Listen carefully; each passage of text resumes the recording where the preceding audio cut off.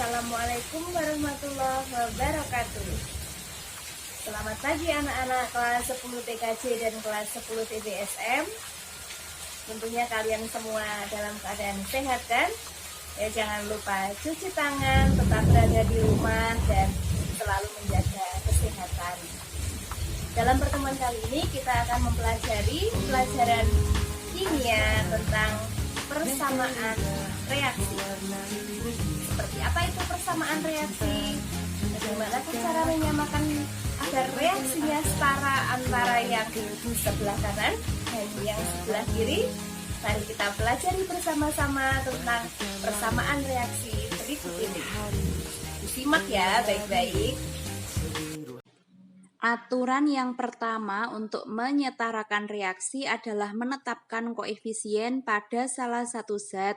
Biasanya adalah zat yang rumus kimianya paling kompleks diberi koefisien 1.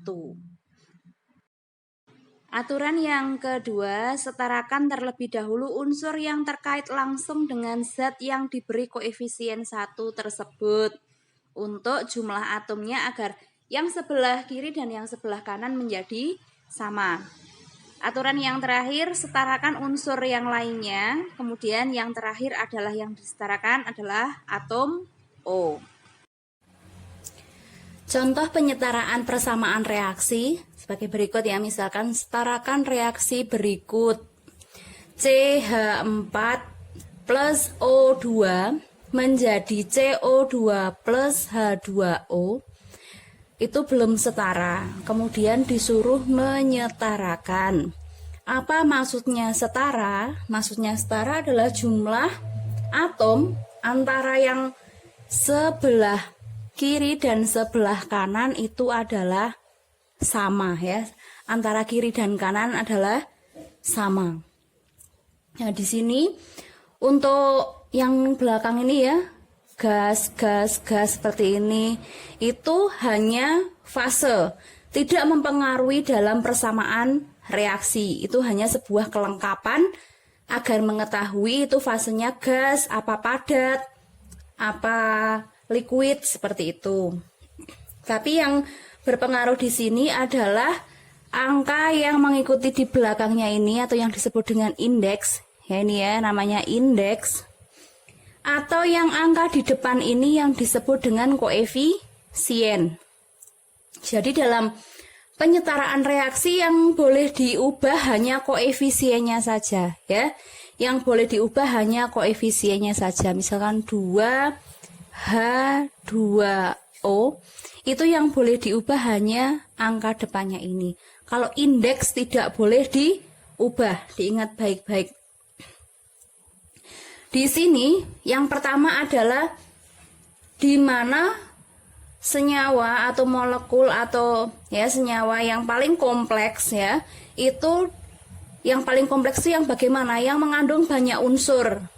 Yang mengandung paling banyak unsur, tetapi selain O ya, selain O.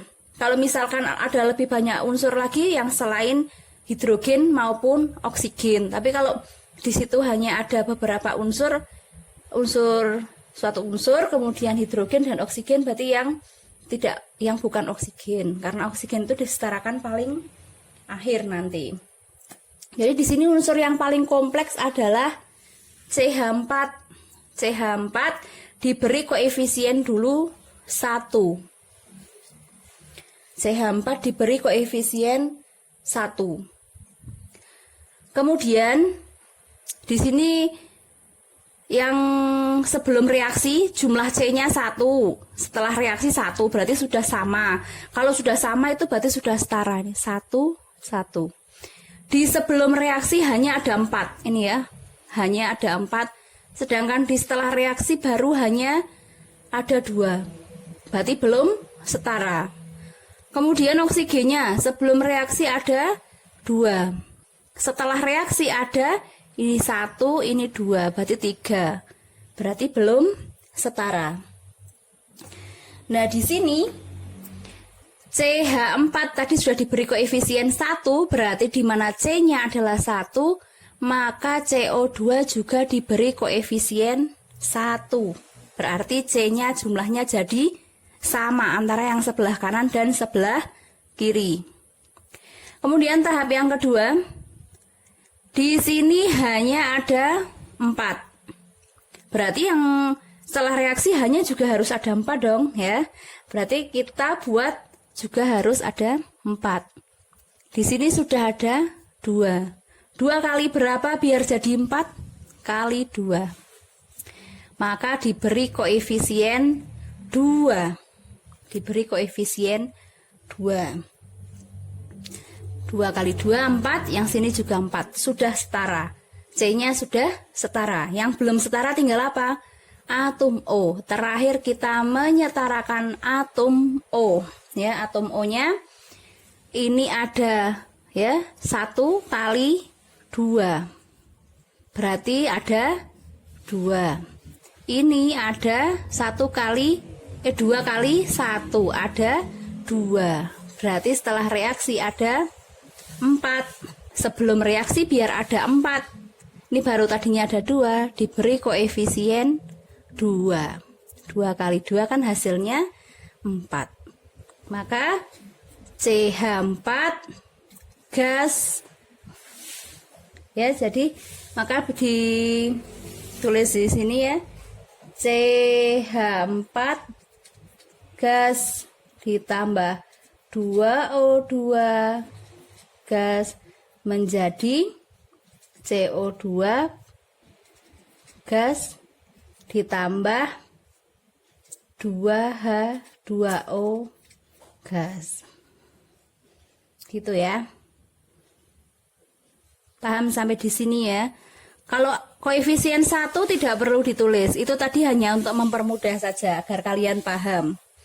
Sampai di sini paham ya? Contoh yang berikutnya. Di sini setarakan reaksi berikut. Mg dengan fasenya S atau padat ditambah dengan HCl menjadi MgCl2 plus H2. Itu belum setara, maka kita harus menyetarakan. Kalau dilihat dari reaksinya ya, berarti yang paling kompleks adalah MgCl2 ya. Ini HCl kenapa kok tidak paling kompleks? Kan tadi sudah dikatakan di awal ya. Yang kalau ada unsur-unsur lain yang bukan H dan bukan O, maka yang paling kompleks adalah yang tidak H dan tidak O tadi ya. Di sini MgCl2 paling kompleks, berarti dia diberi koefisien 1. MgCl2 diberi koefisien 1. Mg di sini jumlahnya 1, berarti sebelum reaksi Mg-nya juga harus 1. Jadi sama ya, sama-sama 1. Kalau sudah jumlah antara kiri dan kanan sudah sama, berarti sudah setara. Kemudian, ini setelah reaksi berarti Cl-nya ada 2. Sebelum reaksi baru berapa? Baru 1. Maka diberi koefisien 2. Ingat, hanya koefisien yang boleh diubah. Tidak boleh mengubah indeks ya. Itu tidak boleh diubah. Yang diubah hanya koefisien, yaitu angka yang di depan unsur molekul senyawa dalam suatu reaksi. Di sini hanya 2, di sini juga 2. Berarti sudah setara. Coba dilihat Mg-nya 1 sama Cl-nya ya. 2, sini juga 2 sama. Hanya di sini ada 2, ini juga 2, sama ya, berarti itu sudah setara. Kalau sudah setara, kalau angka 1 tidak perlu ditulis, berarti Mg plus 2HCl menjadi MgCl2 plus H2. Hanya seperti itu ya, ini sudah setara. Paham ya sampai di sini ya?